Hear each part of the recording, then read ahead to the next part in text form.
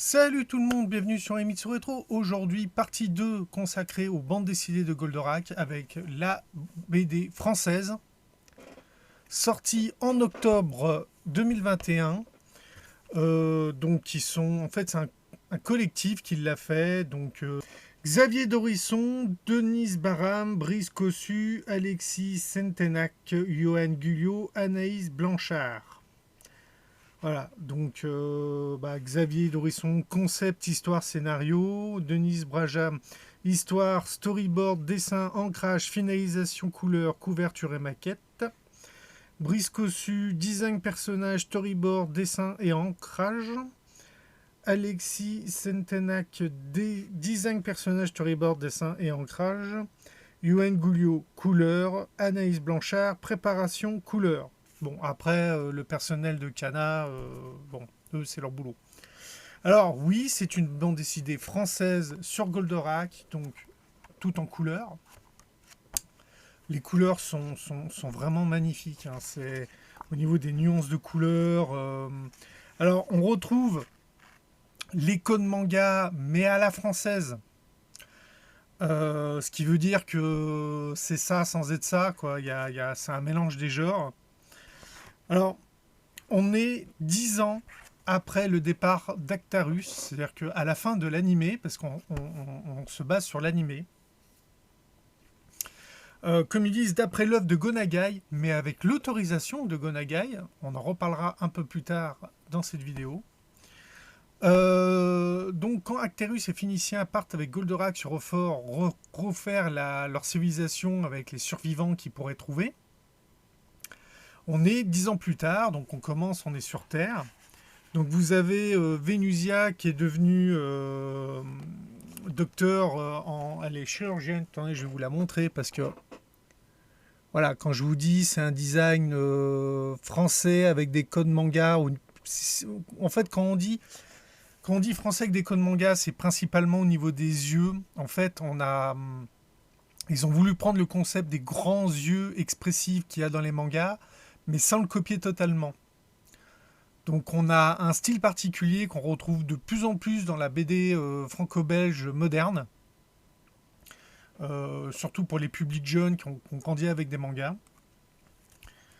Et voilà, donc on va revenir à l'histoire, parce que c'est vraiment... Alors, je trouve une image sympa. Non, pas encore.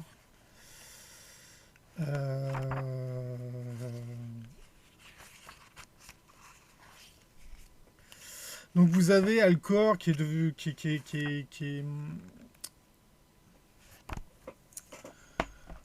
à la tête de sa propre société, parce que en fin de compte, comme je disais dans ma précédente vidéo, Alcor il a des grosses capacités d'ingénieur, et en fait c'est ce qui fait qui est très étonnant cette BD, parce que autant dans l'animé on sent bien les années 70, que quand vous lisez celle-ci, on est dans les années 2000 avec les smartphones et compagnie. Donc quand on dit c'est 10 ans après, tu te dis mais attends, 10 ans après, mais il y a un gros problème technologique. Et en fait c'est expliqué grâce à En fait le centre a beaucoup étudié Goldorak. Alcor, comme je disais, est un ingénieur, quand même un ingénieur de génie. Il a développé pas mal de technologies. Donc avec ce qu'il a appris au centre, ce qu'il a appris à l'époque où il était pilote de Mazinger, ce qu'ils ont étudié des épaves des forces de Vega et compagnie. Donc en fin de compte, en 10 ans, ils sont arrivés au niveau technologique de maintenant. Mais bon, c'est justifié. En fait, c'est ça qui est bien, c'est que c'est justifié dans le scénario. Donc ça c'est bien, parce que ça évite pour la cohésion, on va dire voilà, pour la cohésion de l'histoire. C'est une BD qui est en fin de compte qui se passe en quelques jours. Je crois que l'histoire doit durer l'équivalent d'une semaine, une connerie comme ça. Non, pas exactement. Enfin bref, ça c'est un détail. Donc en fait, voilà, début de l'histoire. on est 10 ans plus tard, tout va bien, et un Golgoth arrive et commence à tout détruire. Donc le truc, c'est que sur Terre, on se disait, mais les forces de Vega ont été exterminées par Goldorak, Goldorak est parti, d'où vient ce Golgoth? Donc ce Golgoth vient des survivants des forces de Vega. En fait, il y avait une division des forces de Vega qui était partie explorer dans l'espace, trouver d'autres planètes à conquérir. Et donc, en apprenant que leur planète a été détruite et leur peuple exterminé, et ne trouvant pas d'autres planètes habitables, ils viennent sur Terre. Donc, ça commence, ils détruisent tout. Alcor qui ressaute dans son ovétère qu'il avait stocké dans un garage. Il va récupérer Vénusia. Mais voilà, l'armée arrive, ils sortent le casque d'Actarus et ils demandent où est Goldorak. Parce qu'en fait, Actarus est revenu sur Terre discrètement. L'armée l'a fait prisonnier parce qu'il voulait prendre le contrôle de Goldorak. Et Actarus avait caché Goldorak. Et en fait, s'ensuit tout un tas de choses qu'automatiquement, Alcor va vouloir libérer Actarus pour qu'il récupère ensuite Goldorak pour combattre les dernières forces de Vega. Bon, je vais éviter de pas trop vous spolier, mais il y a pas mal de choses parce qu'on apprend ce qui s'est passé sur Euphor avant qu'il décide de revenir sur Terre, ce qui s'est passé pas mal de choses là-bas. Comme je disais, ils respectent l'animé au niveau du scénario, par contre ils ont le développement de personnages lié au manga, simplement parce que il y a un truc entre Alcor et Vénusia. On retrouve le Actarus dépressif du manga qui est là, j'ai tué tout le monde, je suis un assassin, machin. Bon, quand tu le vois avec la grosse barbe en train de déprimer devant la télé, enfin voilà. On a une Phénicia qui garde son côté garçon manqué, mais qui est consciente d'être une bonasse. Parce que pour retrouver son frère, parce que le truc c'est que quand ils ont capturé Actarus, ils savaient pas que Phénicia était là aussi. Et alors que Phénicia peut aussi piloter Goldorak, puisque seule la famille royale de Feur peut piloter Goldorak. Et elle a donc fait le tour des bases militaires avec un camion à crêpes. Alors du coup, je spoil un peu, mais c'est un petit côté qui est marrant, parce que sa bouffe est dégueulasse, mais les mecs vont quand même bouffer son camion à crêpes, parce qu'elle est jolie, et elle est là, Vénusia justement lui dit mais ta bouffe elle est horrible. Elle fait ouais je sais, je leur ai donné ce qu'elle voulait, puis bon elle fait bien comprendre qu'elle faisait exprès de jouer un peu sexy machin tout ça pour attirer les soldats et obtenir des informations. Alors pas plus, hein, ça reste politiquement correct. Donc bon, comment elle dit? En faisant croire aux gens que je suis ce qu'ils imaginent. Voilà. Ouais, comme elle dit. Je suis tombé dessus. Discret de toi, et comment tu as réalisé un tel exploit? En faisant croire aux gens qu'ils ont existé. C'est-à-dire quoi là? C'est vraiment... c'est bien.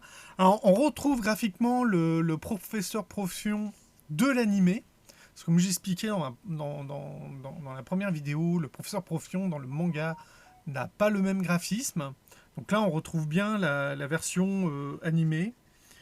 Alors, attends que je...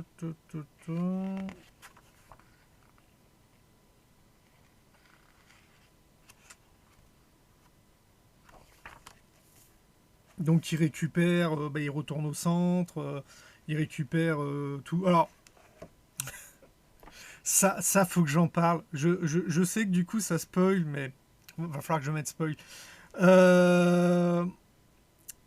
Pendant qu'ils sont en train de remettre en route leur vaisseau, parce qu'ils sont restés à l'arrêt pendant 10 ans, donc ils sont obligés de faire de l'entretien. Et t'as le professeur Profion qui fait tiens, je vais mettre de la musique, voilà, pendant qu'on bosse, ça va remonter le moral. Et la musique qu'il met, c'est un générique français de Goldorak. Donc, voilà, il traverse tout l'univers aussi vite que la lumière. Qui est-il? D'où vient-il? Ce merveilleux robot des temps nouveaux. Tu vois, alors, tu te tapes ça. Ah ouais, voilà, c'est Goldorak le grand Goldorak. En plus, le Alcor qui dit. Alors, faut savoir qu'on a 5 génériques français pour l'anime Goldorak. Certains sont des traductions des génériques japonais, c'est-à-dire qu'on a vraiment la musique japonaise mais avec la traduction française, et d'autres étaient complètement uniquement en France. Je crois que c'était Noah, je crois, qui chantait, qui s'appelait le chanteur. Donc, non, franchement, cette BD, elle est géniale. Les couleurs sont magnifiques. On n'est pas dans une colorisation. Le problème de la BD franco-belge que moi j'ai connu dans mon enfance, les couleurs avaient tendance à être quand même assez fades. C'est-à-dire que tu avais des couleurs, mais elles étaient unies. C'est-à-dire que quand tu avais la peau qui était rose, bah voilà, c'était rose. S'il y avait une ombre à faire, tu avais juste un trait noir, machin. Expliquer vraiment la colorimétrie. Et là, on est vraiment les jeux d'ombre, d'éclairage, les reflets, du coup, les nuances de couleurs qui vont avec. Le travail de couleur est vraiment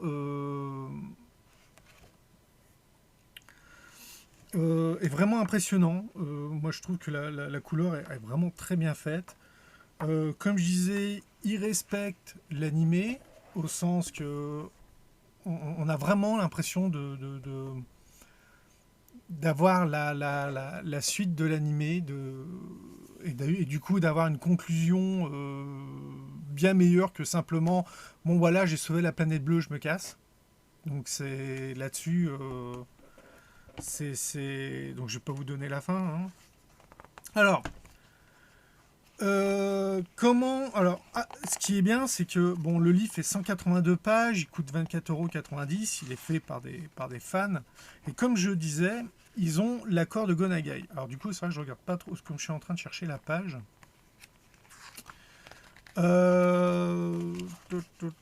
Recherche visuelle, tu vois, voilà. On a pas loin d'une vingtaine de pages, je dirais, qui est toute l'explication du travail de recherche, du travail de couleur, euh, du design des personnages. Ils ont fait énormément de boulot. Et surtout, on a, voilà, ceci. On va voir si vous voyez bien.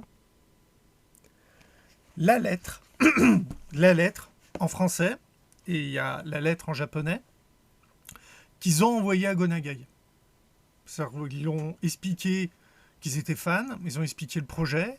Ils ont fourni justement des storyboards et tout un tas de choses qu'ils avaient commencé à faire pour les recherches. Et ils ont obtenu l'accord de Gonagai. Alors quand on regarde les planches qu'ils ont envoyées à Gonagai et après les planches finales, il y a un petit côté... tu te demandes si Gonagai n'a pas fait rectifier certaines choses, ou si c'est eux. Je sais pas trop, ou si c'est Kana, parce qu'ils ont quand même eu leur mot à dire. On a la couverture, les différentes couvertures auxquelles ils ont pensé avant qu'on ait la couverture qu'on a maintenant.